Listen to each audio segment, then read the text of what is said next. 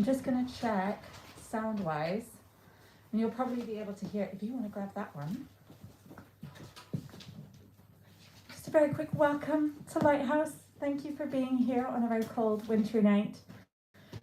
It is always an honour and a thrill to see a new novel for Anbara Salam, who is one of our favourites, and this new one is just perfect for the season. And so thank you for coming back to us for another wee event. Thank you to everyone watching online. If you have any issues with sound, give us a shout. We will have time for questions afterwards, but I think for now I'm just going to hand over to Madol, who's going to host. Thank you so much. It's so great to have you here. Thank you for coming, everyone. Would you like to introduce the novel briefly to everyone here? Sure. Just a short introduction. So this is where I forget what the book is about. Okay, so this is the Salvage is set in 1962. It's the story of a female marine archaeologist who dives down into an Arctic shipwreck. She's based on a fictional island off the east coast of Scotland. And when she gets down into the wreck, she thinks she sees someone or something lurking. It's set the setting. Thank you so much. Do you want to read from the book briefly? Yes, okay, so I've picked a really depressing reader. She is the marine archaeologist. She is been on a cycling expedition with her, at the time, friend, Elsie, and they have just returned. They're just coming back from the cycling expedition, so they're stopping now. Elsie's going to take Marta to see a sea cave. Come on, there's something I want to show you. We've got time before sunset.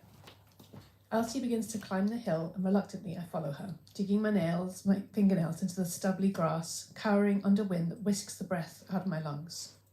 We reach a crude stone build half dug into a channel in the ground, and we crouch in there, flexing the blood into our fingers. It's a sea cave, Elsie says, as if she's giving me a present. Up here, there's a way in from the top. You're supposed to say your name into the cave, and then you hear the name of the person that you're going to marry in the echoes. The story is that old James came here on Christmas Eve, but instead of a name, he heard an angel's trumpet, so he knew his life was supposed to be dedicated to God. Have you ever tried it? Elsie smiles, embarrassed. Oh, we all did it when we were at school. I only heard the wind, but Irene McLennan swears to this day she heard Graham's name. She cricks her neck. Come on, before it starts raining again. Near the shelter there are 3 wooden stubs in the earth, the remains of a guideline for tourists that have been blown away or chewed by goats in the years since the war. It's hard to see the aperture until you're almost right on top of it.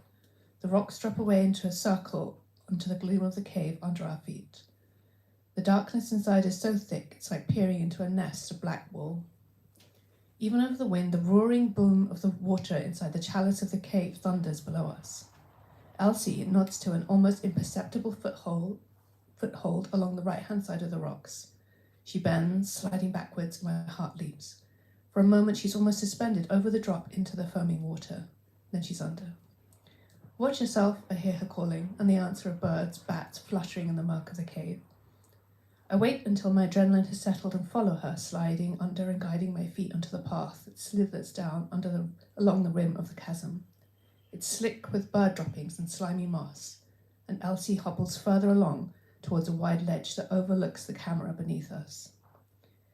The cave smells vegetal and dank, rotting and sacred, a flooded chapel.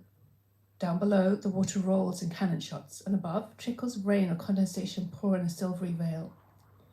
I begin to feel squashed somehow, not claustrophobic, but as if I'm being held between 2 giant magnets. It's a horrible feeling. Take a deep breath, trying to pull more air into my lungs. Below us, the water